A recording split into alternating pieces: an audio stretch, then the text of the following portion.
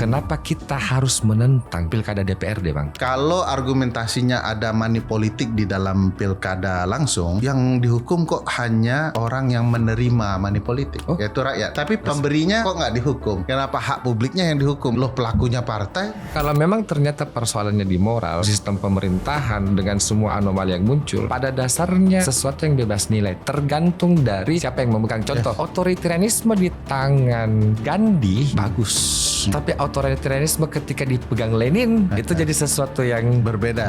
Kita memang suka membuat bingung sistem kita sendiri. Paradigma apa sih yang dipakai di hukumnya Indonesia? Apakah memang karena kita tidak punya ideologi yang jelas? Indonesia itu nggak ada loh. Yang ada itu adalah bangsa Makassar, Bugis, bangsa Jawa, bangsa Melayu, bangsa Batak. Nggak ada bangsa Indonesia. Apakah ada orang di sekitar presiden yang bilang bahwa Pak Presiden, hukum administrasi dibuat supaya kewenangan Anda tidak seperti monarki? Yang di hijau-hijau dan coklat-coklat tidak belajar hukum administrasi. Mereka belum tahu betapa dampak penyimpangan hukum administrasi itu berbahaya. Negara hanya ingin dipuji. Negara tidak ingin bekerja, tapi ingin mendapatkan pujian. Seru nih.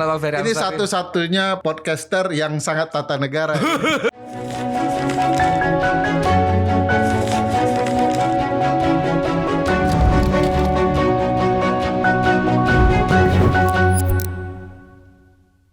Hukum kekuasaan dan politik itu adalah istilah-istilah yang hari ini sangat menentukan apa yang kita jalani setiap hari.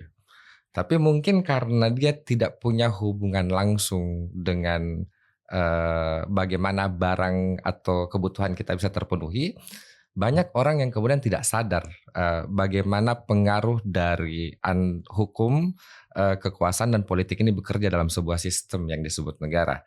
Hari ini saya kedatangan salah satu orang yang sangat menginfluence pikiran saya. Alhamdulillah saya kedatangan Bang Ferry Amsari. Bang, terima kasih sudah datang. Makasih juga Daeng Riza.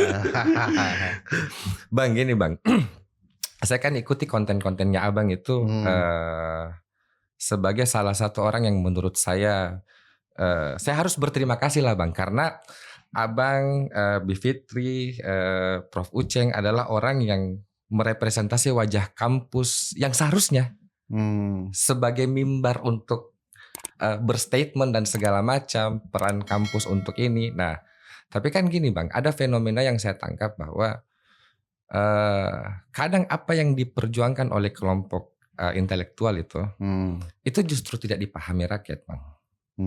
Contohnya misalnya kalau misalnya beberapa isu yang akan nanti kita bahas, justru kayaknya rakyat ini tidak mengerti bahwa dia sedang diperjuangkan.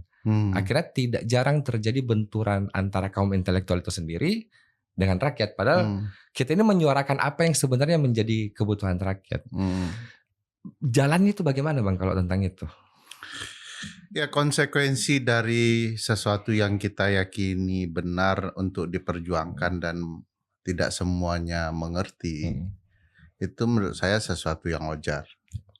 Saya sering ambil analogi ya, kalau di sebuah kampung semua orang pakai sendal di kepala, terus kita datang dengan sendal di kaki, yang dianggap salah kita. Iya. Tapi kalau kita yakin bahwa apa yang kita lakukan itu benar secara ilmiah, ada studinya, ada pemahaman kenapa fungsi sendal harus di kaki. Walaupun lebih banyak orang pakai sendal di kepala, kita yakin sendal di kaki yang benar dan kita akan katakanlah ya menyampaikan kebenarannya itu terus-menerus. Tapi kita kalau tidak paham makna kenapa sendal di kaki, begitu semua orang bilang salah ini, kita akan ikut pasang sendal di kepala. Jadi ya itu bagian dari konsekuensi yang harus kita sadari akan terjadi. Nah kalau ke bawah perasaan biasanya ya, wah kita sudah benar, ini orang belum paham. Itu esensi kenapa kita menggunakan sendal di kaki kita belum dapat. Kita ingin memaksakan kebenaran apa yang kita yakini tanpa proses untuk bisa dipahami orang banyak. Jadi tidak apa-apa kalau publik luas belum paham, belum merasa diperjuangkan. Ya begitu, saya dengar banyak kisah soal orang-orang baik ya, orang-orang benar. masuk ke pedalaman, bertemu dengan masyarakat asli, lalu ternyata mereka tidak memahami kenapa obat itu harus dimakan, disuntik dan segala macam. Para dokter-dokter dengan berbagai kisah klasik soal mereka itu, ya kita bisa jadi paham betapa beratnya memperjuangkan sesuatu yang benar ya. Betul. Nah ya jadi jangan bersedih juga, jangan minder juga dengan situasi ketika publik kita tidak terlalu aware dengan situasi yang ada, dan bahkan banyak publik juga yang menentang, Daeng. Jadi podcast ini kalau ngomong benar nggak semuanya setuju tuh, mungkin jauh lebih banyak buzzer yang menyerang kan. Tapi ya itulah konsekuensi yang harus dijalani menurut saya. Bang, kalau misalnya saya punya kesempatan untuk tanya Abang, mungkin juga supaya didengar sama penonton, kalau Abang diberikan kesempatan untuk menyederhanakan, apa sih persoalan yang terjadi sebenarnya dengan bahasa yang paling sederhana, Bang? Persoalannya pemerintahan kita hari ini itu bagaimana gitu? Persoalannya di orang, di orangnya. Ya, yang mungkin bisa dimaknai kepemimpinan, bisa dimaknai partai politik ya. Karena dua entitas ini yang menunjukkan kualitas orang. Saya merasa kita tidak punya pemimpin yang brilian ya. Kalau untuk bahasa Inggris sih memang bagus lah ya, tetapi cara memimpin bukan cara kemampuan bahasa Inggris mau bagus sehingga tampil di luar negeri bagus, tapi bagaimana memastikan kesejahteraan orang, kebahagiaan orang, kenyamanan orang itu wujud dalam kebijakan-kebijakan kepemimpinan yang engkau diamanahkan gitu ya. Nah kalau di ruang politik bagi saya salah satu penyebabnya ya partai politik, karena partai politik kita adalah sumber kekuasaan. Tidak ada kekuasaan yang tidak diisi oleh orang partai politik. Bahkan peradilan yang merdeka sekalipun kalau tidak dipilih melalui kekuasaan orang-orang politik ya tidak akan terjadi gitu ya. Proses seleksi hakim yang menentukan mekanismenya politisi begitu ya. Cabang-cabang kekuasaan lain juga begitu. Jadi bagi saya ya partai politik perlu diperbaiki terlebih dahulu supaya kepemimpinan nasional jadi lebih baik. Berarti bisa nggak Bang kalau misalnya dari statement Abang, saya statementnya begini, berarti menurut Bang Ferry tidak ada norma hukum yang bebas nilai? Tidak, norma hukum itu kan berasal dari pemikiran orang ya, kesepakatan orang. Dia dipikirkan lalu disepakati lalu jadi norma hukum. Apakah semua norma hukum benar? Ya tidak, karena kan orang yang buat gitu ya. Nah, apalagi kalau bicara bebas nilai, karena dia ada konsolidasi politik ya nilainya bisa sangat politis ya, bisa sangat kepentingan politik. Jadi jangan heran kenapa sesuatu sudah diketahui kebenarannya, kesepakatan politiknya bisa beda kan. Karena memang dia hasil kompromi kan Bang? Kompromi. Berarti undang-undang, konstitusi itu panggung kompromi sebenarnya. Ya betul. Semakin buruk komprominya maka makin buruk pula sebuah negara ya. Sebenarnya konstitusi itu terutama ketika dalam suatu situasi tertentu dibuat, maka karena niat awalnya mulia, dia akan bisa jadi pagar dalam proses negara selanjutnya. Jadi undang-undang yang datang dengan situasi dan kondisi kekinian yang akan lebih banyak muatan politik praktisnya dibandingkan konstitusi. Kita kan buat konstitusi baru di tahun 99 ya sampai 2002. Betul. Bahkan ada naskah konstitusi perubahan kelima yang tidak jadi ya. Oh iya Bang. Ada. Itu dibuat melalui TAP MPR nomor 4 itu. Dia membahas apa itu Bang dan kenapa memperbaiki 1, 2, 3, 4. Nggak tahu, tanya Pak Amin Rais tuh. Waktu itu ada komisi konstitusi karena ingat karena Daeng orang HTN basicnya ya. Di tahun 2002 itu Mas Bambang Wijayanto merobek-robek naskah Undang-Undang Dasar. Karena dianggap terlalu banyak kepentingan, lalu disepakati oleh orang-orang politik kalau perubahan kelima tetap dilakukan oleh MPR, nuansa politiknya tetap akan lebih besar. Oh, ini isu pernah diraise MK di beberapa kali dan disimulasikan dalam debat MK juga. Iya. Amandemen kelima Undang-Undang Dasar. Jadi dibentuklah Komisi Konstitusi melalui TAP MPR nomor 4 kalau saya tidak salah ingat. Lah dipimpin oleh begawan begawan hukum tata negara namanya Profesor Sri Sumantri. Profesor Unpad. Unpad ya, ngajar juga di UI dan di mana-mana, dan dengan berbagai anggota, salah satunya guru saya itu Dr. Ernawati Munir, sudah almarhumah ya. Dan dirancang itu menurut saya jauh-jauh lebih bagus dibandingkan amandemen 1, 2, 3, 4. MK betul-betul dirancang lebih merdeka, DPD punya perimbangan kekuasaan dengan DPR begitu ya. Partai politik dibatasi kewenangan tertentunya. Bukan sesuatu yang sempurna, jauh lebih baik dari yang 1, 2, 3, 4. Nah, sayang ketika Profesor Sri Sumantri menyerahkan ke Pak Amin Rais, masa jabatan Pak Amin Rais itu akan habis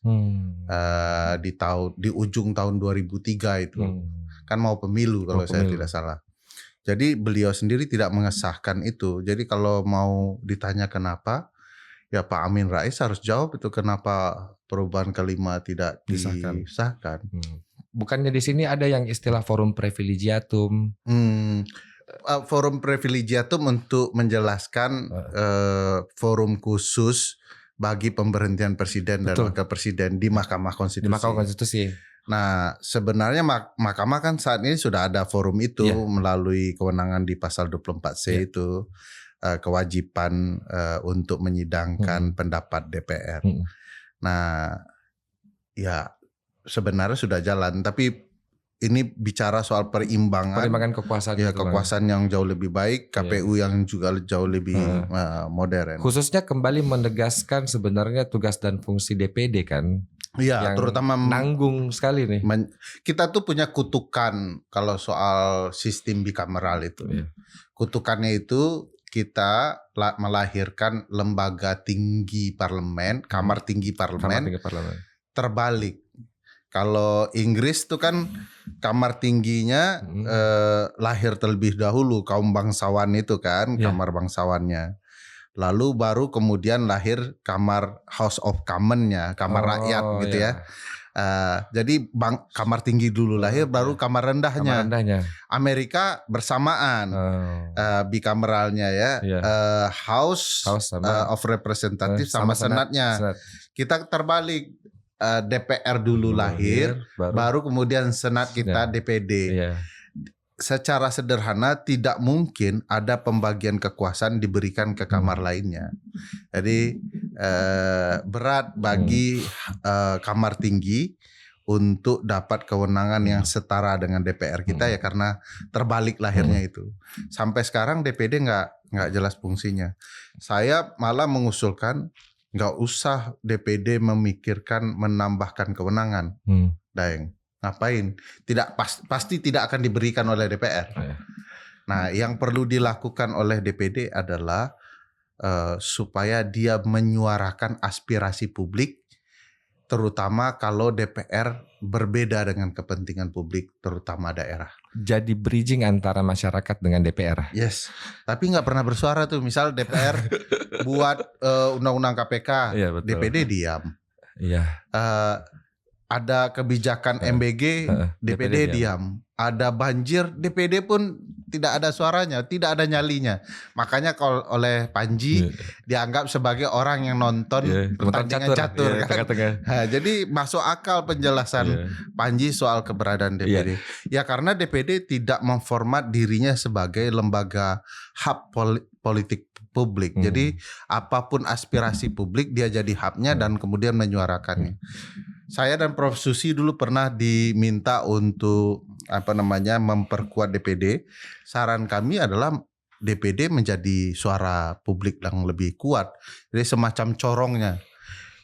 Publik nggak nyaman dengan penanggulangan bencana, ya ngomong dong anggota DPD dari Aceh, dari Sumatera Barat, dari Sumatera Utara dan lain-lain, jauh lebih nyaring. Tidak hanya sekedar ngomong, Day.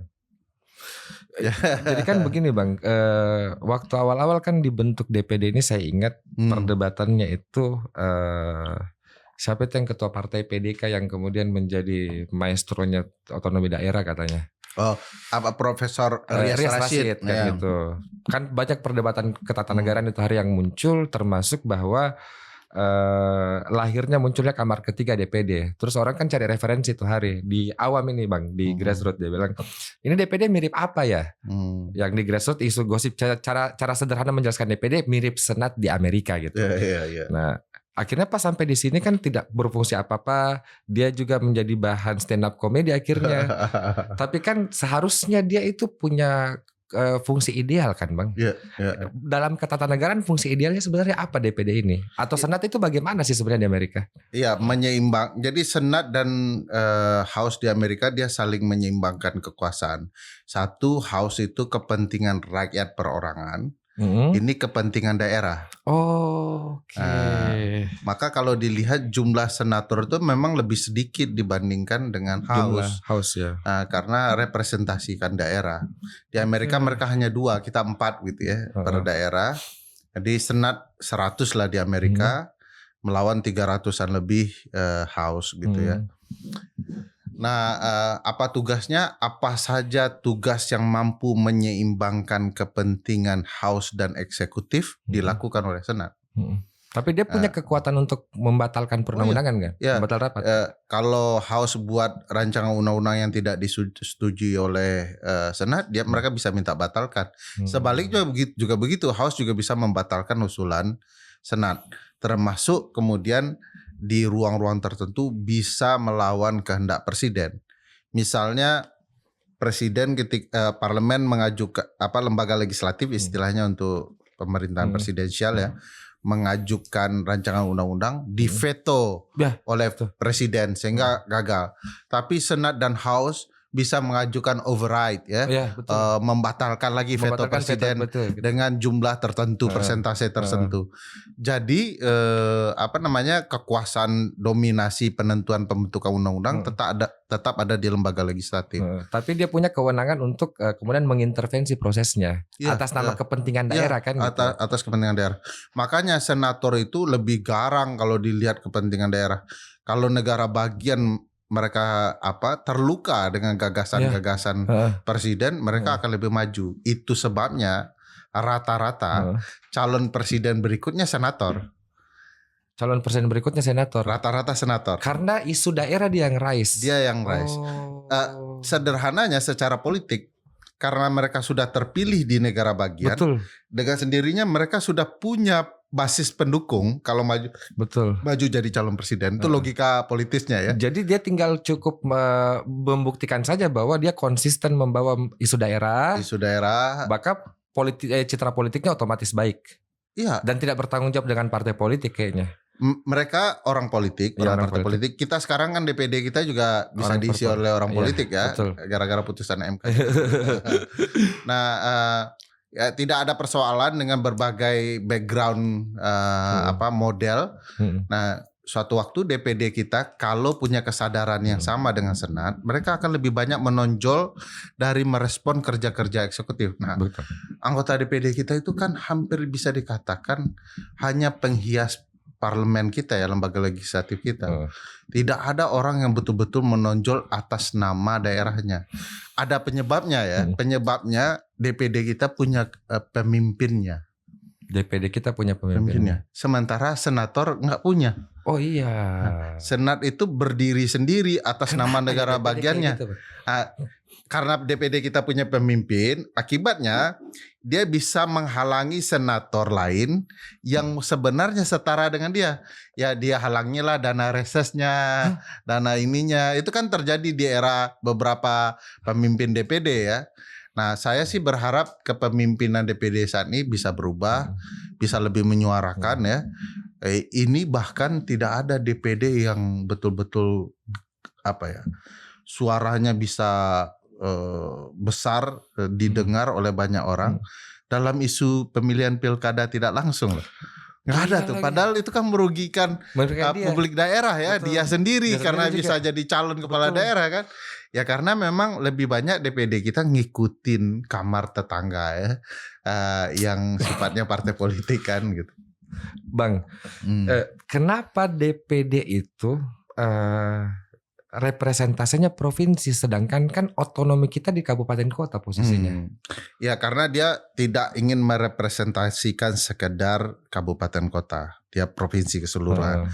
Tapi untuk memenangkan pertarungan sebagai wakil daerah, dia juga harus mampu mendapatkan suara di kabupaten kota. Karena kan provinsi pun basisnya tidak ada, imajiner kan provinsi itu. Provinsi kan tidak punya rakyat rakyatnya. Jadi ya dia harus menang sebagai wakil provinsi, sebagai teritorial ya. Jadi teritorial itu terdiri dari dukungan kabupaten kota, itu yang sedang diperjuangkan. Saya malah pernah bikin tulisan untuk menghapus provinsi, Bang. Ganti saja dengan kantor perwakilan Mendagri gitu. Kan BPK sudah melakukan itu, Bang. Kanwil Kemenkumham, BPK. Ya itu usulan yang sebagai diskusi menarik ya. Saya pernah dengar juga dari berbagai teman-teman bupati ya dan wali kota, karena tumpang tindih kewenangan bupati wali kota dengan gubernur itu membuat relasi yang tidak sehat. Tapi ujung-ujungnya adalah karena itu wakil pemerintah pusat, maka ya harusnya gubernur ya dipilih tidak langsung saja. Perpanjangan gitu ya. tangan pemerintah kan. Tapi saya menjelaskan gini, analisa itu tidak tepat karena kalau problematikanya soal relasi gubernur dan bupati wali kota, lalu bicara kewenangan, yang diperbaiki itu kewenangan provinsi melalui gubernur kepada kabupaten kota, bukan proses pemilihannya yang diubah gitu ya. Betul. Nah, jadi apa problematikanya? Sebagai wakil pemerintah pusat kan harusnya gubernur bicara 5 kewenangan pusat. Betul. Bidang fiskal misalnya dan moneter begitu ya, lalu pertahanan dan keamanan, lalu kemudian agama dan ada 5 gitu ya. Kok saya jadi lupa ya. Nah, 5 itu yang sebenarnya menjadi concern gubernur mewakili pusat untuk dilaksanakan agar kemudian tidak terjadi tumpang tindih dalam kebijakan kabupaten kota. Penerjemahnya pemerintah pusat kan posisinya kan. Iya betul. Jadi kalau misalnya ada relasi perdagangan luar negeri itu kan ruang kewenangan pusat tuh.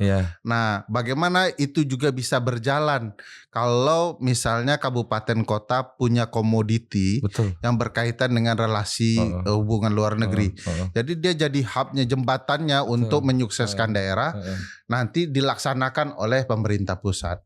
Jadi hubungan-hubungan seperti itu menurut saya penting. Misalnya ada relasi agama, ada pertikaian agama. Nah, gubernur hadir tuh.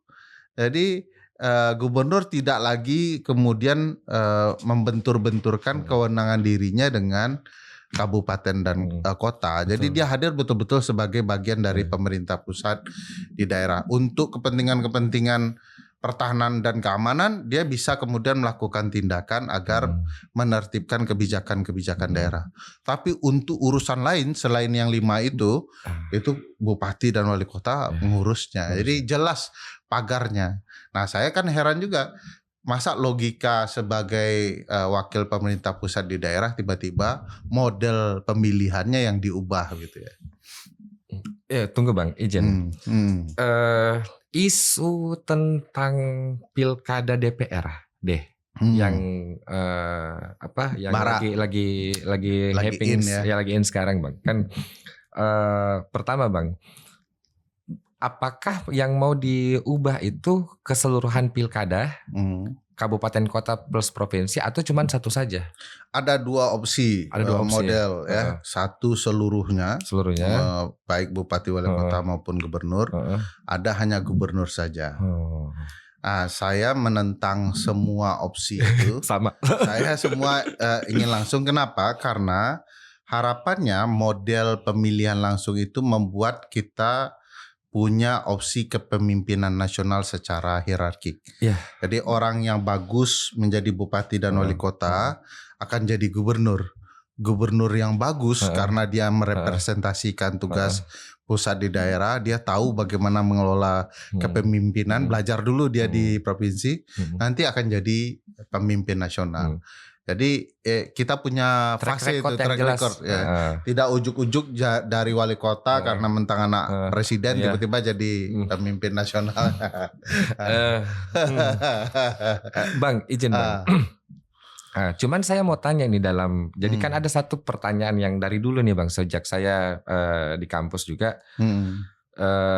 Kenapa kemudian rezim pilkada dilepaskan dari rezim pemilu? Saya bukan bicara putusan MK yang terakhir ya, Bang, ya. Dulu ya. Dulu ini. Jadi sejak 32/2004 kan mulai dikenal bahwa pemilihan kepala daerah adalah pemilihan kepala daerah. Pilkada, tidak didefinisikan sebagai pemilu. Tidak didefinisikan sebagai pemilu kada. Sejak 2004. Lebih buatannya kepada ruang politis sih menurut saya ya.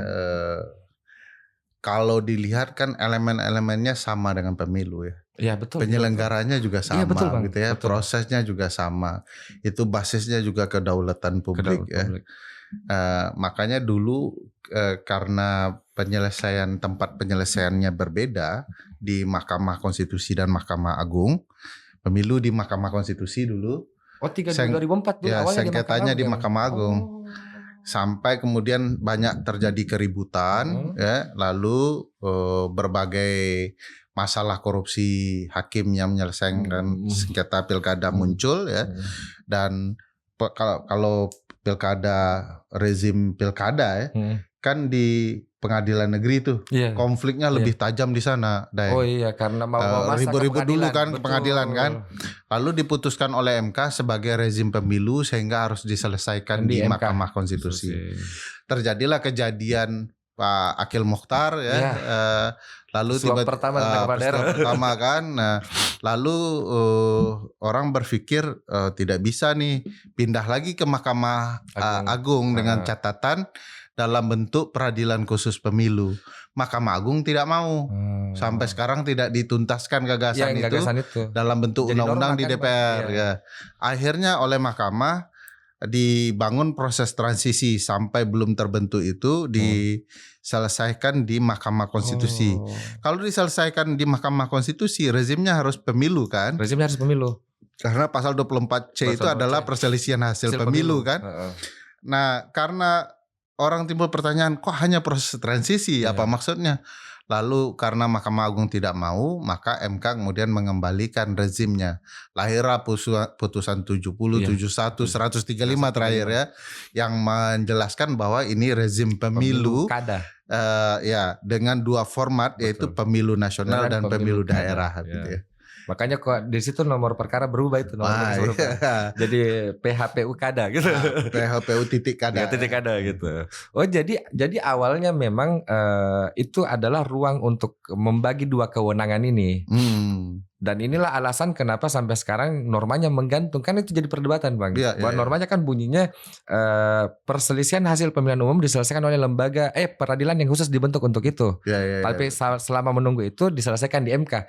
Sampai detik ini nggak terbentuk. Karena oleh itu kemudian lahir putusan baru yang mengubah putusan sebelumnya karena tidak maunya Mahkamah Agung itu ya. Jadi ada beberapa peristiwa historik yang terjadi yang mengubah mindset orang soal pemilu. Nah sebenarnya sekarang setelah 135 ini selesai, begitu pemilu nasional, MK sudah membagi kotak-kotaknya ya. Pemilu presiden bersamaan dengan pemilu legislatif nasional. Pemilu presiden bersamaan dengan legislatif nasional, yaitu DPR dan DPD. Oke. Nah, pemilu daerah bersamaan antara eksekutif daerah dan legislatif daerah. Berarti sekarang rezimnya nasional-nasional, daerah-daerah. Daerah-daerah.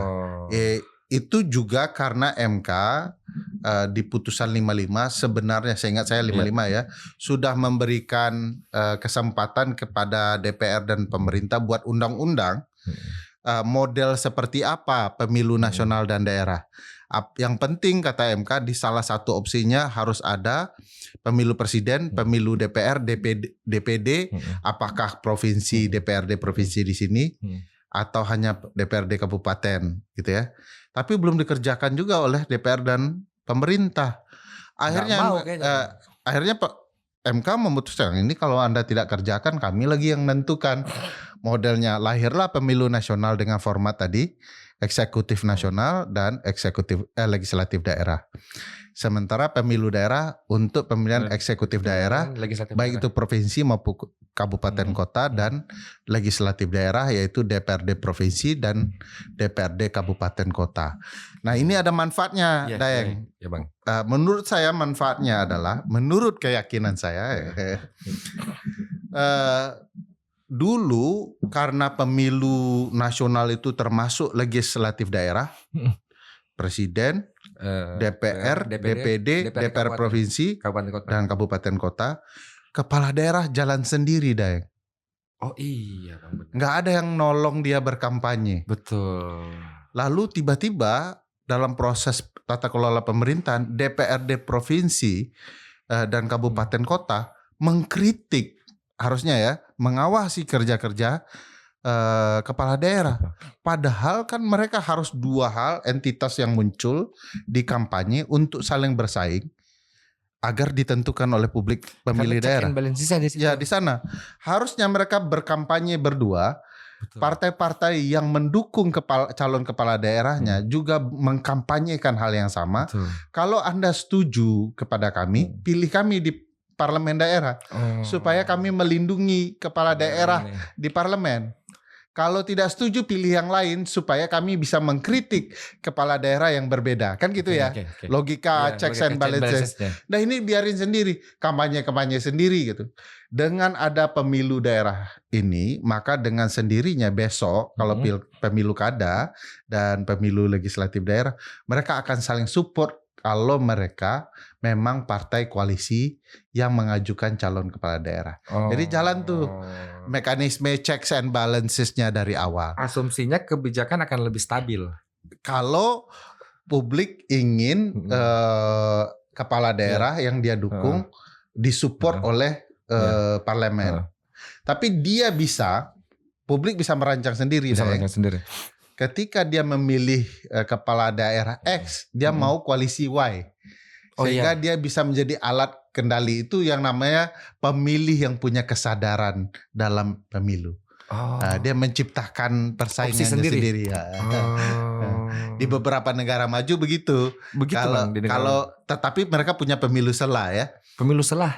Jadi kalau kepala daerahnya tidak sesuai dengan kepentingannya, anggota parlemen tuh mereka ganti di pemilu sela tertentu. Sehingga nanti kayak remedial gitu, semacam gitu, itulah ya. Mereka punya istilah stager system ya, pemilihan antar waktu. Jadi ada penggantinya di beberapa tahun tertentu. Misalnya Senat di Amerika itu 2 tahun diganti. Oh begitu Bang. Kita malah mau diperpanjang 10 tahun kata. Nggak cukup kan? Jadi nggak selesai itu. Bagusnya memang ada model stager itu supaya kita bisa mengkoreksi langkah-langkah parlemen kita. Bang, apa pengaruh negatifnya dalam bahasa yang paling sederhana? Kenapa kita harus menentang pilkada DPRD, Bang? Satu, menentang karena argumentasi yang mendukungnya cacat. Misalnya ada yang mengatakan bahwa pemilu kada itu harus diubah menjadi tidak langsung karena berbiaya tinggi, ya kan?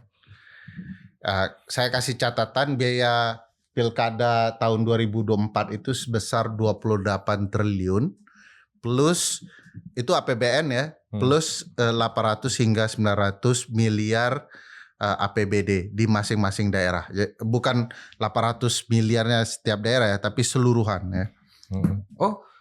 900 miliar dibagi rata seluruh daerah? Seluruh daerah. Oh lebih besar APBD. MBG ini. Nah, jauh lebih besar MBG.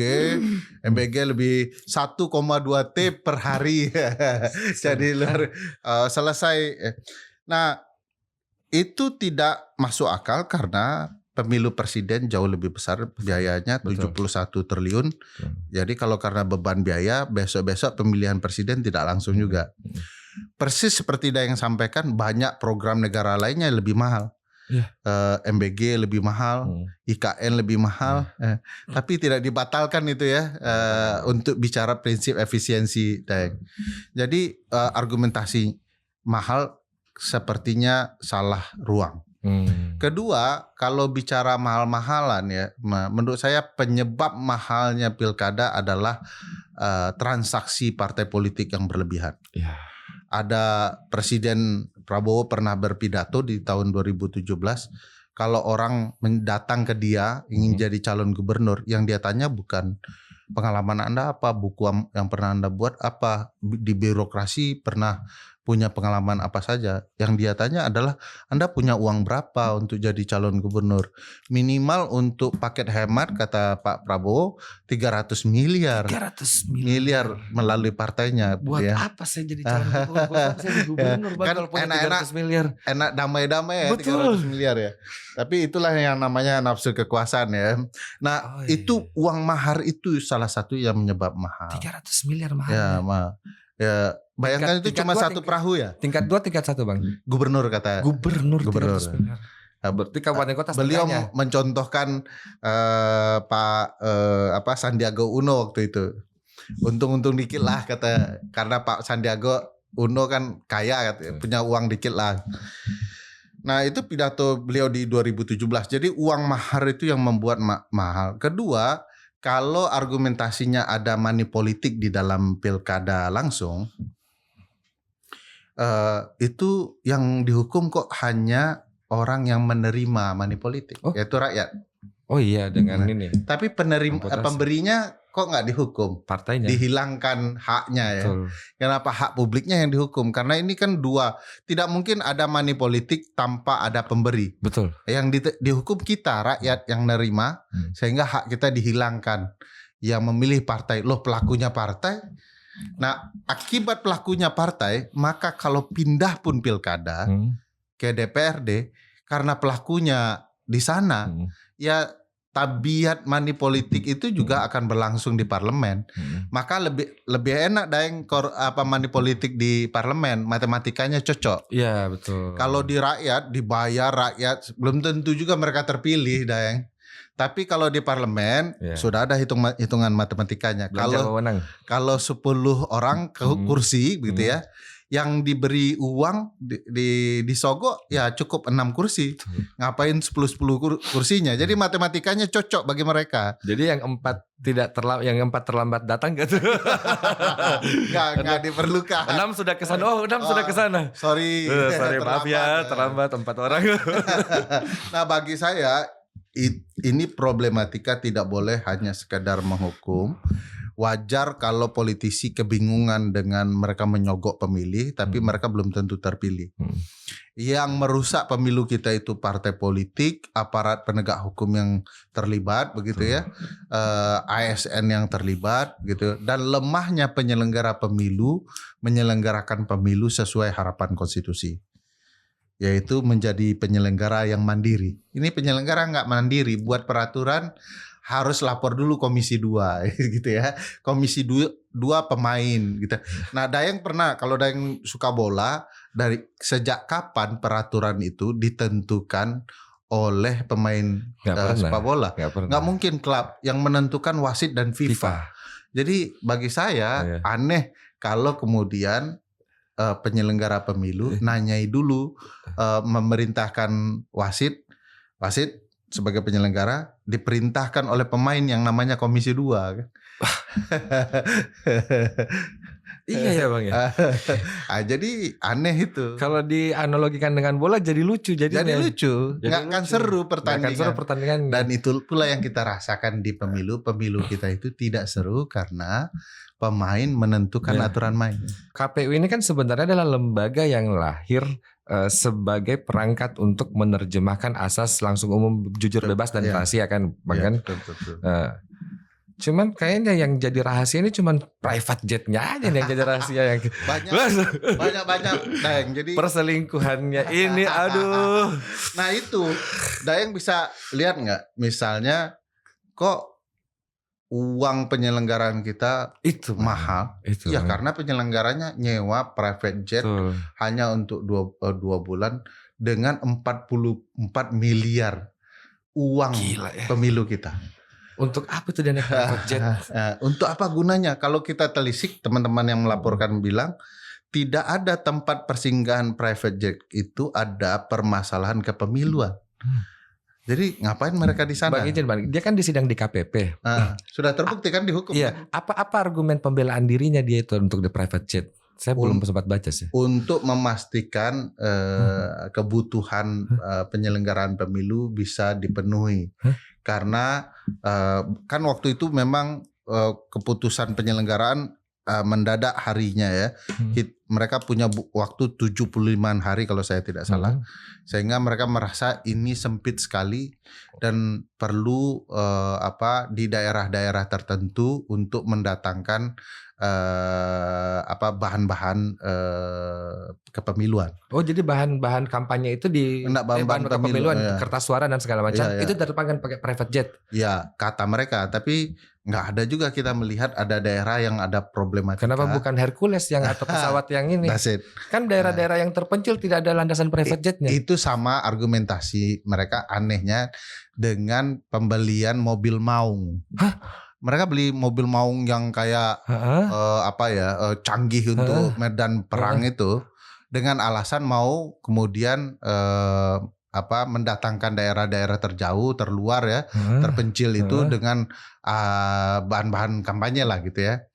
Tapi pertanyaan semuat apa dengan mobil kayak mobil perang itu? Jadi itu cuman gaya-gayaan sama dengan private jet. Untuk tidak bisa bawa dan tidak ada dari temuan teman-teman tidak ada di pesawat itu membawa bahan-bahan yang dibutuhkan untuk kebutuhan pemilu. Jadi itu mau senang-senang saja sebenarnya. Kan keren ya sebagai penyelenggara pemilu nasional terbang pakai pesawat private jet gitu ya. Karena cemburu kali sama pesertanya yang kaya-kaya bawa pesawat pribadi kemana-mana kan. Kenapa ya semua pejabat menganggap jabatan itu sesuatu capaian di hidup? Ya mau membanggakan ke orang kampungnya, Deng.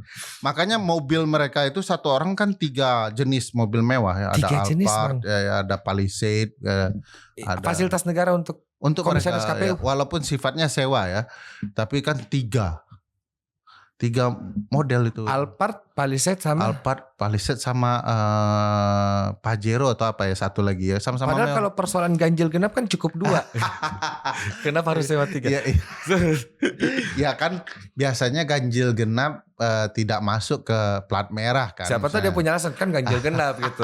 Ya dua lah. Itu mereka sedang mencari-cari argumentasi pembenaran. Rumahnya ada 2 jenis. Tunggu Bang, dikasih rumah? Dikasih rumah dinas. Dikasih apartemen pejabat negara yang di Kemayoran bukan? Enggak. Ada apartemen mewah di lingkaran Jakarta Pusat. Hah? Jadi ada rumah dinas mereka kalau tidak salah di daerah Jakarta Selatan. Ada apartemen di Jakarta Pusat. Untuk sama-sama mereka inapi. Itu kan saya nggak kebayang kan, apalagi ruangan mereka mungkin bisa mereka pakai begitu untuk sama-sama tidur ya. Ngapain ada tempat 2 begitu ya. Nah saya jadi kalau di Daeng baca kasus relasi KPU RI dengan penyelenggara pemilu luar negeri. Oh iya saya baca tuh Bang. Salah satu tempat yang diberikan kan di apartemen itu. Jadi aneh-aneh itu Deng masalahnya.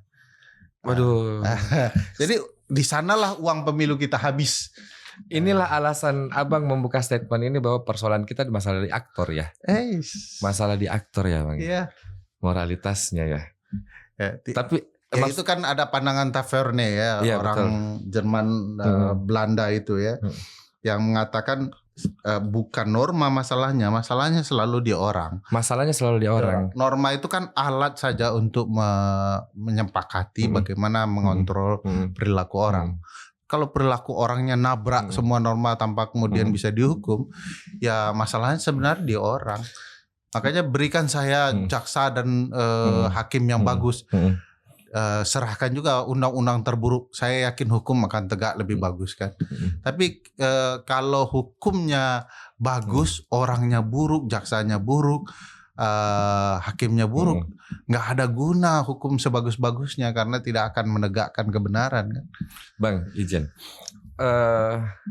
Saya juga pernah dengar statement ini, tapi ada statement yang lebih ekstrim ternyata lahir dari statement ini. Saya suka yang ekstrim. Dia bilangnya seperti ini, Bang. Bahwa kalau memang ternyata persoalannya di moral, berarti konsekuensi logisnya adalah kuasa apapun sistem, termasuk sistem pemerintahan dengan semua anomali yang muncul, pada dasarnya sesuatu yang bebas nilai, tergantung dari siapa yang memegang. Contoh, contoh misalnya, otoritarianisme di tangan Gandhi bagus. Tapi otoritarianisme ketika dipegang Lenin itu jadi sesuatu yang berbeda. Iya, orang memilih sistem itu karena ada background historiknya. Iya betul. Kita juga begitu. Kita tidak memilih parlementer karena menurut guru saya Prof. Saldi Isra ya. Salah satunya dari bacaan penjelasannya dari berbagai pilihan sistem pemerintahan. Ya karena kita tidak ingin meniru sistem pemerintahan penjajah kita, Belanda. Oh iya. Makanya kita memilih presidensial. Sama dengan lahirnya sistem presidensial di Amerika. Mereka tidak mau meniru sistem penjajahnya yaitu Inggris kan. Monarki. Jadi mereka buat sistem sendiri kan. Nah kita juga begitu, ada background sejarah. Semua sistem pada dasarnya akan baik kalau orangnya menggerakkan dengan cara-cara baik. Nah semua sistem itu sebagai pagar saja. Karena kita ada background sejarahnya, kita berkomitmen dengan pilihan sistem kita. Kan dari awal kita sudah pilih sistem presidensial. Kita menjauhkan konsep-konsep yang berbau parlementer supaya konsisten saja jalannya. Jangan tiba-tiba kayak awal-awal kemerdekaan kan ada yang tahu tuh sudah sepakat presidensial, tiba-tiba lahir maklumat ya.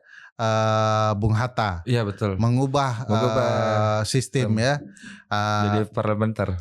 Kan bahkan penentuan perdana menteri pertama Sultan Syahrir itu kan maklumat presiden juga nomor 146, mengembalikan juga melalui maklumat presiden ya, yang kemudian mengubah kembali. Itu lucu banget itu kalau saya struktur tahun itu. Kalau kita belajar HTN lucu ya, lucu kenapa tiba-tiba berantakan begini ya? Ya karena per 2 tahun diganti perdana menteri. Pergolakannya ya. Dia presidensial tetapi rasa parlementernya jadi sangat kuat. Ada wakil presiden, ada perdana menteri. Ada perdana menteri. Persis Prancis sebenarnya. Oh, Prancis hibrid Prancis kan ada presiden, ada perdana menteri. Nah, itu malangnya perdana menteri Prancis itu adalah kalau partai presiden dan partai yang berkuasa di parlemen tuh mayoritas berbeda. Gimana ya kalau presidensial terus parlementer? Nah itu yang Prancis. Yang Prancis. Yang Prancis dia menggabungkan dua. Jadi yang kepala pemerintahan siapa Bang di situ? Tetap presiden. Tapi yang menjadi pimpinan pemerintahan perdana menteri. Pimpinan pemerintahan. Jadi pimpinan kabinet perdana menteri ya Pak Luhut lah kita. Oh, pimpinan kabinet ya. Sekapnya. Oh, oke. Ya, sekap tetap perdana menteri namanya. Dulu. Ya. Koordinator para menteri. Kalau tidak pakai nama ya kurang lebih gitu ya. Nah, itu berjalan dengan berbagai konsekuensi yang berbeda. Prancis memilih begitu dengan konsekuensinya. Termasuk nasib perdana menteri yang bisa diganti oleh presiden. Presiden itu bisa mencat perdana menteri, parlemen juga bisa mencat perdana menteri. Nah ini yang dijelaskan apa yang disebut sistem campuran kalau ada penggabungan ciri presidensial dan ciri parlementer. Berarti yang diambil dari presidensialnya yaitu kepala negara dan kepala pemerintahan di tangan presiden. Itu ciri presidensial. Ya. Kepala pemerintahan khusus perdana menteri yang bisa diberhentikan oleh perdana menteri dan presiden kan. Jadi apa istilahnya cohabitation, perkawinan. Nah kita itu perkawinan ini terjadi banyak sekali. Misalnya saya mau kasih contoh layakkah dalam sistem presidensial ada menteri koordinator? Tidak layak. Nggak layak. sebenarnya. Apalagi konstitusi kita Karena itu bilang bukan konsep kita presidensial. konstitusi kita nggak mengenal menteri koordinator. Nggak mengenal dia. Karena dari mana kita mengetahui konstitusi kita tidak mengenal menteri koordinator? Karena triumvirat kita bukan menteri koordinator. Iya betul. Betul. Dia adalah pejabat presiden kalau terjadi hal ihwal kegentingan memaksa yang membuat presiden berhalangan tetap gitu ya. Iya. Dan wakil presiden berhalangan tetap. Lah, kalau triumviratnya menteri dalam negeri, menteri luar negeri, itu dan menteri pertahanan, bagaimana nasib relasinya dengan menteri koordinator yang mengkoordinasi menteri dalam negeri, luar negeri, dan pertahanan? Coba bayangkan nih, kalau kita mau mengimajinasikan terjadi halangan tetap ya, presiden dan wakil presiden naik triumvirat, sementara undang-undang kementerian bilang mereka harus berkoordinasi dengan menteri koordinator. Nah itu relasinya. Nah kita memang suka membuat bingung sistem kita sendiri gitu. Ini jokesnya anak HTN nih. Kalau ada yang non HTN apa sih lucunya bagi mereka? Karena apa ya Bang ya? Kan tidak ada, itu kan sebenarnya sama dengan begini, pada akhirnya kita melihat bahwa sesuatu yang semua yang dilakukan pemerintah itu tidak lain dan tidak bukan adalah persiapan untuk kedepannya. Ya, betul.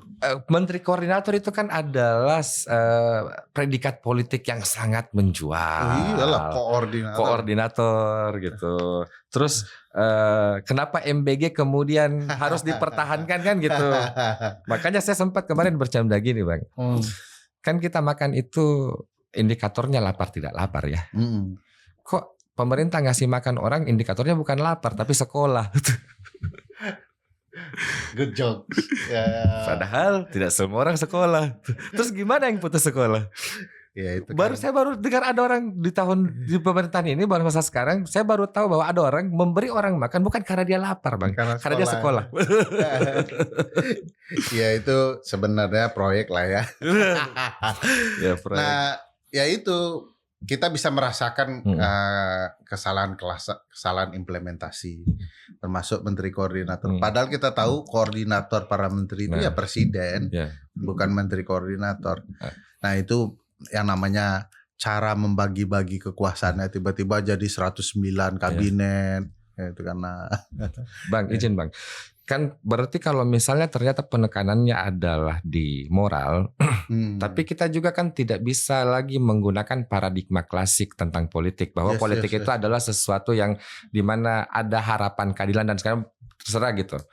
Karena saya pun akan ternyata jadi realistis ketika pertama kali di Unhas itu masuk General Theory of Law and State, Kelsen. Di bab-bab awal kan Kelsen sudah berangkat dengan tesisnya yang sangat skeptis tentang keadilan, bahwa bahkan di ruang-ruang keadilan pun kau tidak akan pernah menemukan keadilan gitu. Tidak ada wajah yang puas keluar dari keadilan gitu.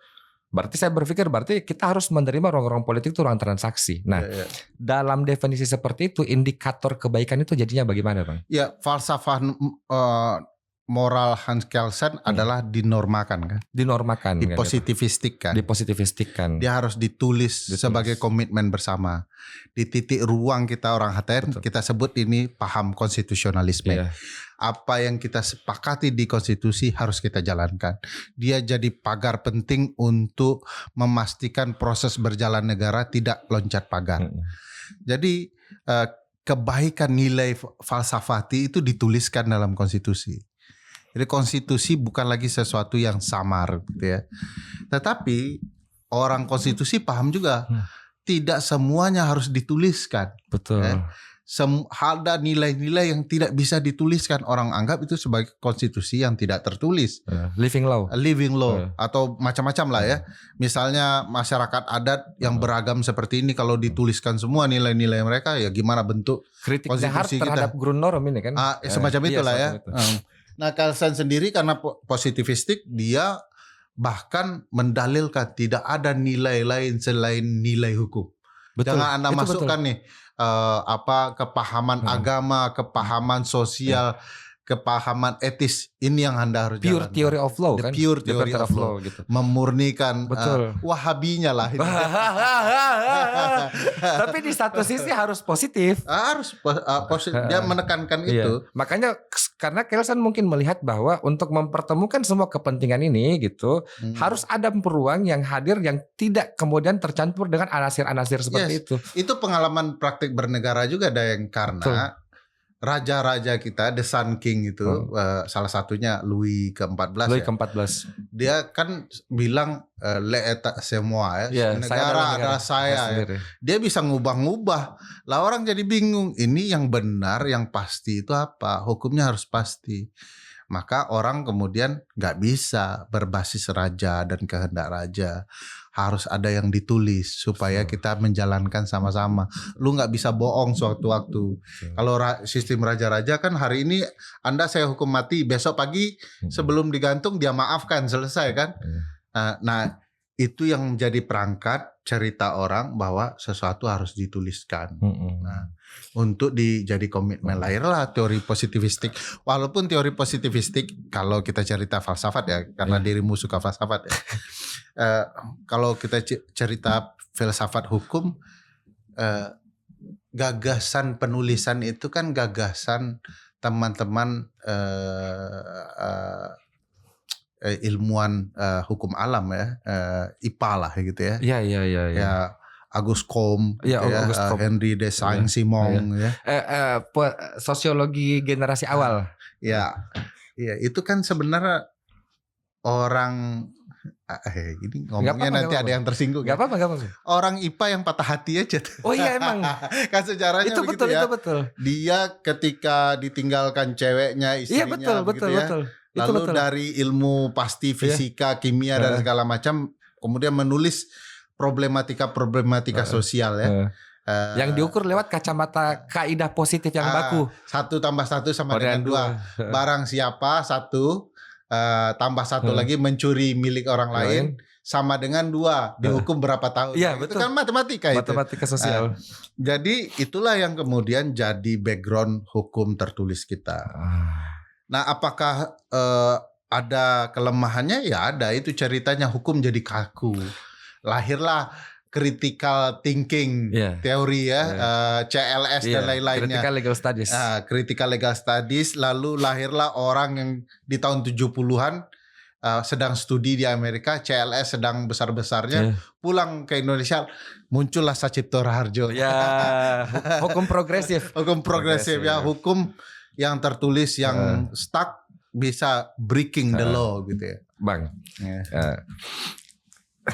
perdebatan yang belum selesai itu mungkin ya, kalau kami dulu mahasiswa itu kita bahkan menganggap bahwa apakah memang Indonesia itu adalah negara yang genus ideologinya jelas atau tidak. Sampai kan kita kemudian kaji bahwa paradigma apa sih yang dipakai di hukumnya Indonesia. Apakah memang karena kita tidak punya ideologi yang jelas? Karena kan ada beberapa contoh konstitusi Bang yang memang betul-betul dia mencantumkan ideologi. Kan gitu. Kalau kita bilang memang mayoritas dari sistem negara sosialis ya, yang clear Marxis apa dan segala macam. Tapi kan ada juga dari daerah dari sistem-sistem yang lain yang mencantumkan itu. Arab Saudi mencantumkan, Iran mencantumkan misalnya. Nah, Indonesia ini dia cuma sampai pada pembukaan Undang-Undang Dasar. Itu pun tidak declare terminologinya, Bang. Dia bilang, oh Pancasila ini ada di pembukaan Undang-Undang Dasar. Tidak, tapi nomenklatur Pancasila itu tidak ada di situ. Yang ada 5 sila itu iya, nomenklaturnya tidak ada. Iya. Dasar anak HMI. Bicara 7 kata lagi. Enggak Bang, maksud saya Jakarta dan lain-lainnya ya. Begini Bang, maksudnya begini kan, kalau kita lihat kan bahwa Thomas Kuhn kan dalam bukunya Revolutionary of Science, dia kemudian mengatakan bahwa tidak akan ada ilmu pengetahuan yang bebas nilai Bang.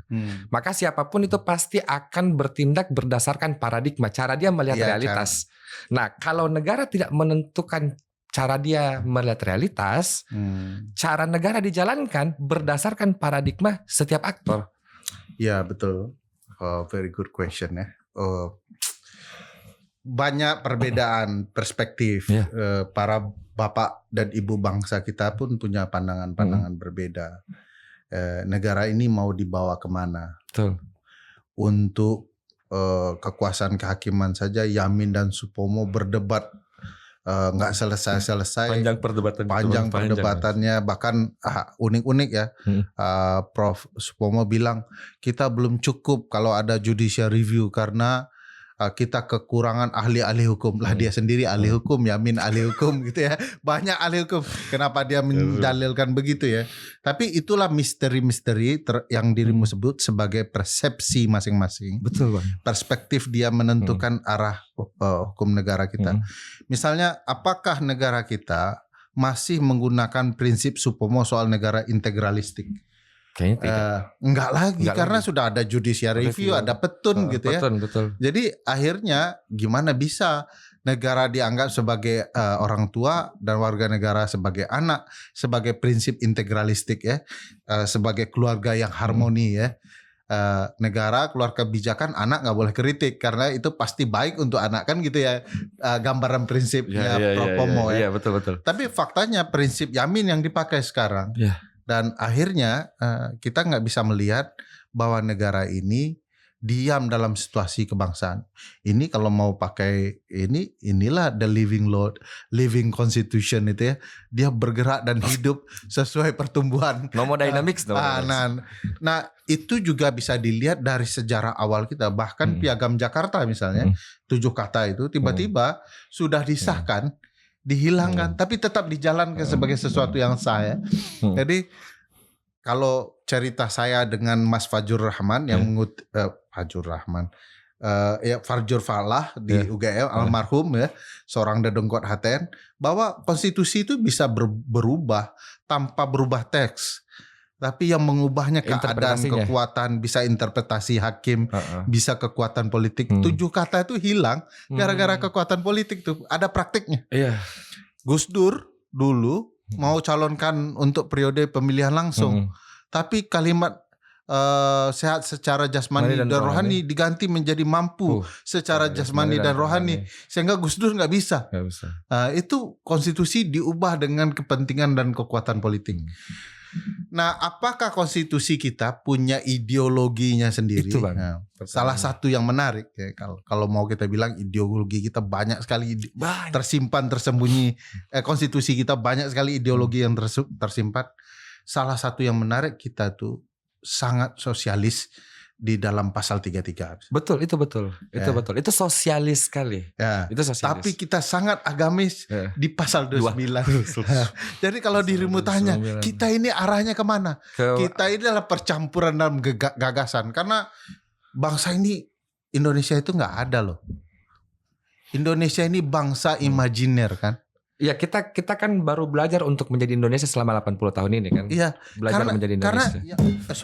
Yang ada itu adalah bangsa Makassar, Bugis. Iya betul. Bangsa Jawa, bangsa Melayu, bangsa Batak. Nggak ada bangsa Indonesia. Bangsa Indonesia itu kayak orang-orang ini bertemu terus bilang, kita mau jadi bangsa apa? Kita ini beragam. Lahirlah bangsa imajiner yang namanya Indonesia, yang menggabungkan perbedaan yang ada. Indonesia ini walaupun berantakan begini, Indonesia ini hebat loh. Hebat Bang, hebat. Negara archipelago terbesar di dunia. Ada yang menyebutnya 19.000 pulau, 17.000 pulau, yang jelas ribuan. Tetapi masih bersatu sebagai sebuah negara kesatuan. Itu hebatnya. Jadi meskipun gagasan ideologisnya terlihat berantakan, saling mengunci satu sama lain, kita kayaknya punya ideologi yang namanya ideologi persatuan kesatuan itu. Kayak harusnya itu yang ditulis. Maksud saya kan saya ini sepakat dengan positivisnya Kelsen, jujur saja. Karena memang yang paling kontemporer itu hari ini perdebatan Kelsen terakhir kan. Tidak tertulis kan. Gak mungkin tidak tertulis. Dengan makanya, bangsa beragam begini ya. Kenapa tidak dituliskan gitu? Kita pakai apa saja, tuliskan gitu. Biasanya kenapa tidak ditulis? Karena masing-masing pihak merasa dia yang paling benar. Bayangkan nih perdebatan founding fathers kita pinter-pinter tuh, Daeng. Tiba-tiba pahamnya ini sosialis, ada yang kiri nanggung kan, kiri mentok kan, gitu ya. Itu pun mereka sudah saling berdebat satu sama lain. Ada yang pahamnya berbeda lagi. Bahkan ada prinsip kerajaan ya, ada segala macam. Nah ini bagaimana kemudian mereka bisa sinambung? Kalau dituliskan, bakal ada yang pergi. Ingat ya, Bung Hatta ngancam kan. Betul. Kalau Anda tuliskan 7 kata itu, akan ada orang Indonesia Timur yang keluar dari ini. Padahal orang Indonesia Timur itu perwakilannya sedang ada di rapat BPUPK. Orang Indonesia Timur mana maksud betul, Bung Hatta yang datang mengancam itu. Padahal kelompoknya masih ada di rapat BPUPK.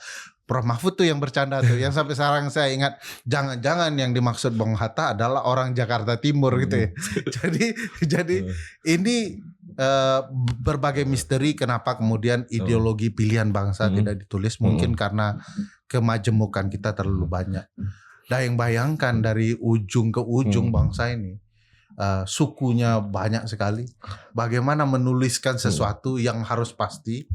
Nah, inilah permainan hebatnya ibu bapak bangsa kita ya. Tidak ditulis, semua orang merasa ideologinya yang paling utama. Betul. Gitu ya. Jadi gini Bang, kenapa kemudian akhirnya pertanyaan ini jadi menarik? Ini semakin dipertebal dengan apa yang dilakukan oleh Presiden Prabowo terakhir. Khususnya gini, kan ada hal yang kalau kita lihat dari kacamata bagaimana kekuasaan eksekutif, yudikatif dan yudisial ini beririsan, kita akan melihat bahwa eksekutif yang setara dengan yudisial dengan setara dengan legislatif itu adalah presiden sebagai kepala pemerintahan kan. Yes. Tapi itu merupakan lingkup dalam sebuah negara. Makanya posisi presiden sebagai kepala negara adalah posisi yang bisa mengintervensi semua kewenangan itu. Makanya sebagai kepala negara, presiden punya kewenangan legislasi, punya kewenangan yudisial, legislatif, yudisial. Nah, tapi sebagai kepala negara, sebagai simbol yang harusnya itu keluar demi kepentingan nasional. Masalahnya adalah Presiden Prabowo mengeluarkan mengeluarkan kewenangan-kewenangan itu sebagai kepala negara untuk frame politik yang terfragmentasi, Bang. Ini Tom Lembong, ya. Iya. Maksud saya begini, Bang. Menurut Bang Ferry ini bagaimana sebenarnya di posisi itu? Ya, pendapat Richard E. Neustadt ya yang mengatakan bahwa kekuasaan presiden itu adalah kekuasaan raja yang dibatasi konstitusi. Betul. Jadi dia menggunakan terminologi raja yang dibatasi. Artinya powerful betul dia, tetapi terbatas. Terbatas masa jabatannya, ada periodisasinya, bisa di checks and balances oleh lembaga lain. Ya. Jadi kekuasaan raja-raja itu tinggal. Termasuk kekuasaan lese-maese itu, kekuasaan yang mulia itu, para raja itu terkait pengampunan ya, pasal 14 ayat 1 ayat 2 kan. Abolisi, grasi. Amnesti, abolisi, grasi dan rehabilitasi itu kan kekuasaan raja-raja sebenarnya. Betul, dan itulah yang tersisa salah satunya karena dia memang cerita Inggris menuju presiden Amerika itu. Amerika mau berdiri tetapi look up to-nya tetap kayak Inggris gitu ya. Sebagai referensinya. Cuman dibatasi. Kita kian terasa dulu pasal 14 itu tidak ada pertimbangan DPR dan pertimbangan Mahkamah Agung. Jalannya baru ada di dalam undang-undang lalu dikonstitusikan kan di perubahan. Supaya kekuasaan raja-raja itu bisa dibatasi. Jadi untuk amnesti dan abolisi karena ini kekuasaan pengampunan khusus di ruang politik, maka diminta pertimbangan kepada DPR. Sejarahnya juga begitu. Karena ini biasanya pemberontak-pemberontak. Daeng bisa lihat deh di era Bung Besar, pengampunan amnesti abolisi di undang-undang darurat itu. Undang-undang itu kan pemberontakan PRRI Permesta ya. Ya kampung DITI, saya dan kampung Anda gitu ya. DITI. NII loh. Makanya kalau ada yang melihat nih dua orang kok diskusinya pemberontak kok liar sekali ya karena emang ada karakternya. Nah itu kalau dilihat itu semua tuh untuk para pemberontak yang melawan negara diampuni dengan cara begini dan sejarahnya juga begitu kan. Ada orang-orang yang melawan raja-raja kecil melawan raja besar bisa ngalahin mereka, pilihannya mereka dipancung kan. Tetapi raja ketika itu bilang kalau dipancung pemberontakan tidak selesai. Tapi dimaafkan orang akan selesai. Nah, itu yang menyebut soal amnesti abolisi, soal persatuan. Nah itu sejarahnya Yunani kuno tuh. Iya. Nah, Untuk persatuan kan dan ya. itu terjadi juga di Presiden Bung Besar ketika itu mengampunkan untuk persatuan kan. Untuk persatuan karena kalau ketika itu tidak diberikan ancaman disintegrasi. Yes. Nah timbullah praktek-praktek yang berbeda. Di dalam pemberian ini, salah satunya saya terlibat pemberian amnesti untuk Baik Nuril. Baik Nuril tuh kasusnya bukan pemberontakan tuh. Baik Nuril kasusnya adalah dia dilecehkan oleh pimpinannya, lalu dia bawa ke ruang viral, pimpinannya melapor, dia dipidana. Secara konsep nggak mungkin amnesti dan abolisi diberikan ke Baik Nuril. Tapi pilihan tidak ada ketika itu karena proses sedang berjalan, belum putus, maka pilihannya adalah memberikan amnesti oleh Presiden Jokowi yang memberikan ketika itu. Kita sarankan karena demi kekuasaan yang ada di negara dan ini ada seorang perempuan yang terancam kemerdekaannya karena proses hukum yang tidak adil dan harusnya secepatnya tidak berproses, dia melelahkan sebagai guru. Maka ketika itu kita usulkan kasih aja amnesti.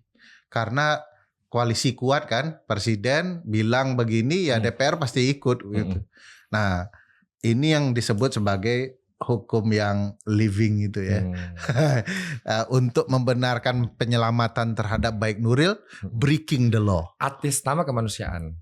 Betul. Atas nama kemanusiaan. Atas nama kemanusiaan. Kalau memang kita lihat bahwa memang dia tidak bisa menghadirkan bukti yang adil, tapi nalar sehat mengatakan bahwa itu adil. Yes. Gitu. Yeah. Bukan ancaman disintegrasi koalisi. Iya. Nah, betul. Enggak sama apa hubungan Baik Nuril dengan disintegrasi bangsa gitu ya. Nah, tapi itu pilihan. Lalu ada grasi rehabilitasi. Karena ini bicara proses hukum, maka pertimbangannya diserahkan kepada Mahkamah Agung kan. Nah, ada beberapa kasus juga yang aneh itu. Pak Prabowo overreact ya dalam menjalankan powernya. Misalnya kasus Ira Puspadewi ya. Ira Puspadewi. Sampai sekarang kita nggak lihat surat Presiden ke Mahkamah Agung untuk memberikan meminta pertimbangan kepada Mahkamah Agung. Iya, untuk meminta apakah dijatuhkan gerasi diberikan atau tidak. Kita juga tidak pernah melihat surat Mahkamah Agung kepada Presiden, menjawab surat Presiden, kenapa disetujui. Nah, ini yang disebut tidak transparan, tidak terbuka itu ya. Tunggu nih. Kita kan selama ini fokus di keluarnya itu di momen apa? Kan gitu. Nah sekarang ternyata abang memberikan satu fakta yang sangat menarik karena ternyata proses administrasinya pun tidak selesai itu. Iya, kalau saya mau bilang bahwa proses administrasinya tidak terbuka. Kalau terbuka Presiden tunjukkan dong suratnya. Iya betul. Kalau Mahkamah Agung terbuka tunjukin dong pertimbangan Mahkamah Agung. Harusnya kan bisa dipublish kan. Sangat cepat kan. Dan tahu betul bahwa proses itu setelah diputuskan tiba-tiba diumumkan oleh Presiden di istana, tiba-tiba keluar dari tahanan. Kapan suratnya ke Mahkamah Agung? Kapan Mahkamah Agung rapat lalu untuk membalas surat Presiden? Kok tiba-tiba prosesnya sudah jalan? Apakah sebelum putusan sudah ada surat?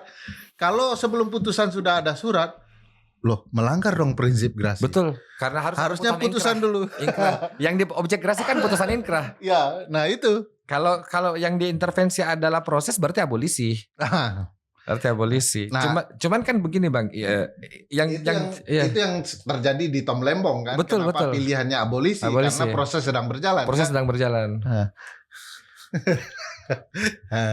Jadi saya mau bilang bahwa jangan sampai kecacatan administratif ini dimulai dari atas. Presiden harus menertibkan administrasi di dirinya karena kekuasaannya, kekuasaan raja. Kalau dia melewati proses administrasi, jadilah dia bak raja. Padahal administrasi itu yang membatasi dia untuk jadi presiden, bukan jadi raja. Apakah ada orang di sekitar presiden yang bilang bahwa Pak Presiden, hukum administrasi dibuat supaya kewenangan Anda tidak seperti monarki? Nah, itu Bapak yang belajar hukum tata negara dan hukum administrasi negara.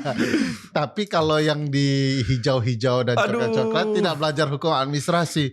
Mereka belum tahu betapa dampak penyimpangan hukum administrasi itu berbahaya.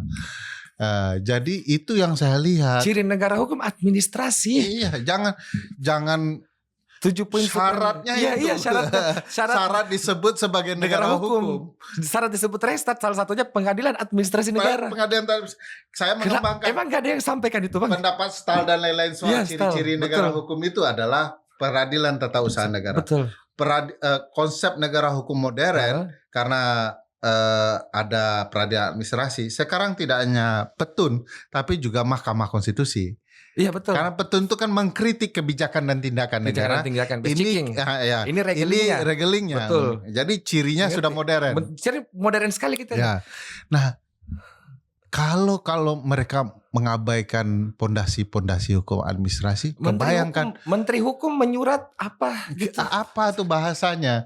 Jadi bagi saya perlu abuse of power, nggak ada bahasa lain. Kita juga perlu tahu Daeng, itu cerita kenapa orang diberi gerasi apa? Ya, betul. Landasannya apa? Betul. Sekuat apa? Tidak sekedar niat-niatan walaupun dia punya kuasa itu.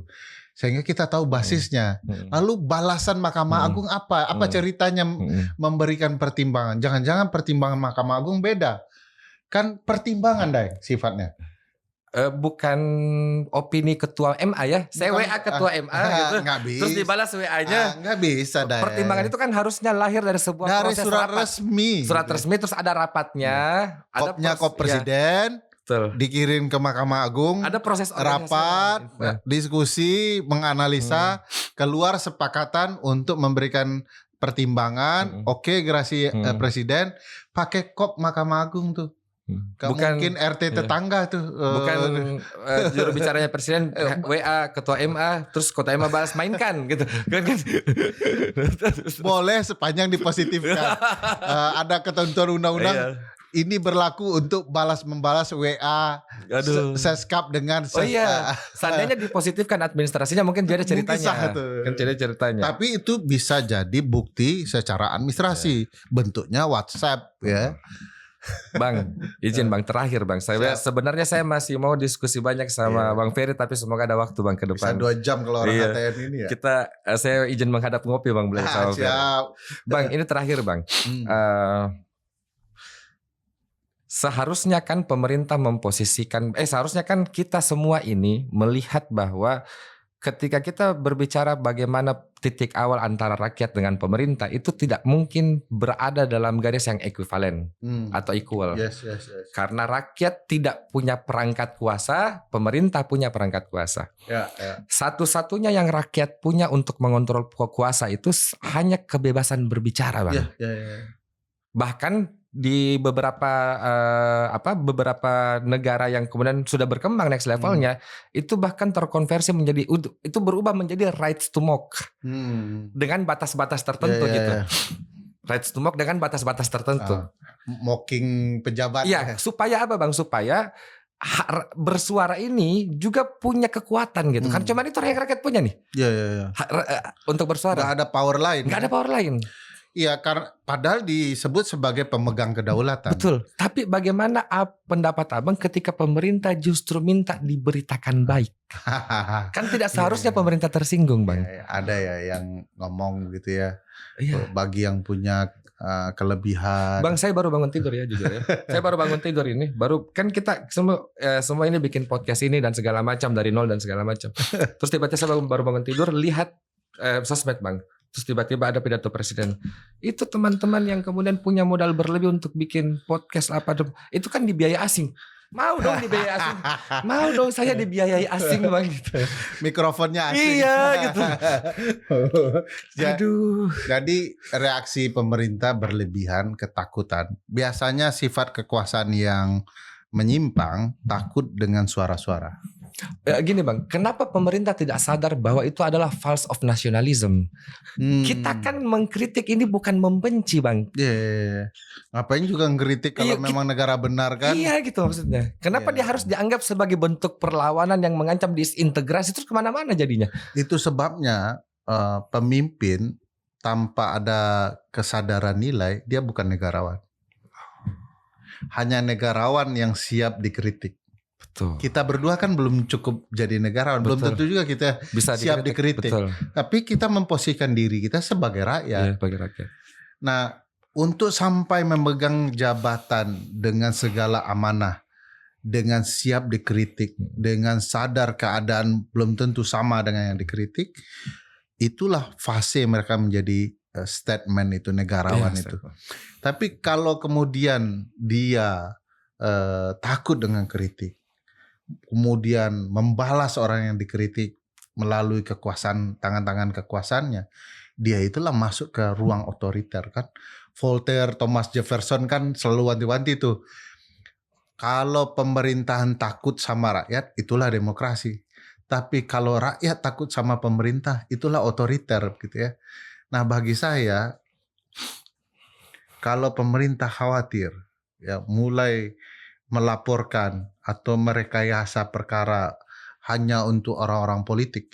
Sekarang lihatlah kasus-kasus korupsi itu banyak sekali, musuh-musuh politik rezim gitu ya.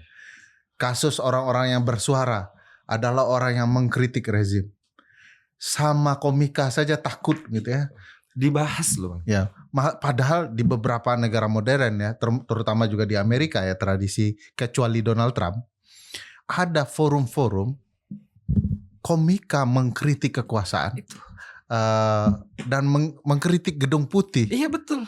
Ada koresponden dinner acaranya, saya ingat sekali, itu seru sekali. Hanya di era Donald Trump tidak ada lagi acara.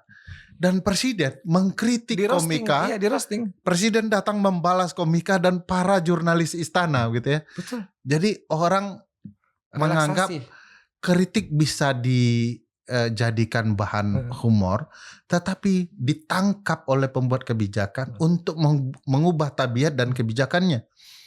Saya ingat betul itu kasus-kasus di mana komika itu menyindir kebijakan presiden kalau dianggap bermasalah. Salah satu yang bagus sekali mengkritik di era Presiden Obama adalah pas Pampres Obama itu punya kasus dengan berbagai pelacur di Kolombia kalau saya tidak salah ya. Dan itu jadi bahan-bahan oleh stand up komedian ya di depan Presiden Obama. Presiden Obama ngurus nggak pas pampresnya yang main sama pelacur ini katanya kan. Tapi saya sadar kenapa mereka menyimpang. Ternyata artis-artis darah Kolombia itu cantik-cantik. Dia sebut artisnya kan. Tapi itu sindiran untuk presiden menghukum pas pampresnya karena jadi banyolan oleh publik luas. Dan kekuasaan itulah kekuasaan daulat publik. Daulat publik itu boleh ngomong apapun.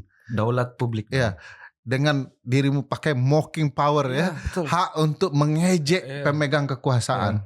Karena itu yang mereka punya. Jangan kekuasaan berbicara etik kepada rakyat. Nggak bisa. Nggak mungkin orang datang kulonun. Penguasa itu tidak punya harga jenengan diri. Mau mengkritik, bahasanya dicari sehalus-halusnya begitu ya. Nggak akan bakal ketemu, Daeng. Rakyat itu ketika dia lapar, nggak mungkin dia mengkritik penguasa dengan sopan santun. Dia ngeritik, Anda kerjanya apaan gitu. Kalau Anda nggak becus, mundur Anda.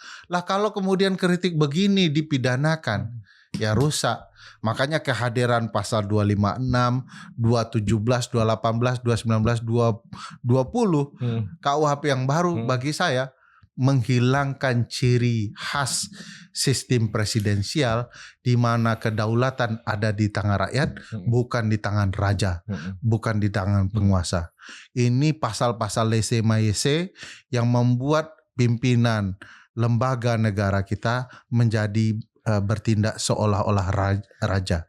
Padahal harus terbalik tuh. Saya justru mau bertanya, literatur mana yang kemudian mengatakan bahwa pemerintah sebagai state, sebagai organ ya, punya harkat martabat. Kan sudah diputus MK bahwa institusi tidak punya martabat yang kemudian bisa dibela gitu ya. Gitu maksudnya. Kalau kita mengkritik institusi, emang institusi merasakan. Harkat itu kan sebenarnya adalah tafsir budaya kan, Bang? Tafsir budaya tentang nilai-nilai predikat sosial yang melekat, itu pun subjektif ya. Jadi bagi saya di teori Islam kan bahkan pejabatnya harus siap dikritik, bahkan harus takut kepada rakyat. Bagaimana kalau pejabat yang menghina rakyat? Misalnya dia menghina rakyat dengan cara mengeluarkan sebuah kebijakan yang tidak nyambung. Contohnya begitu.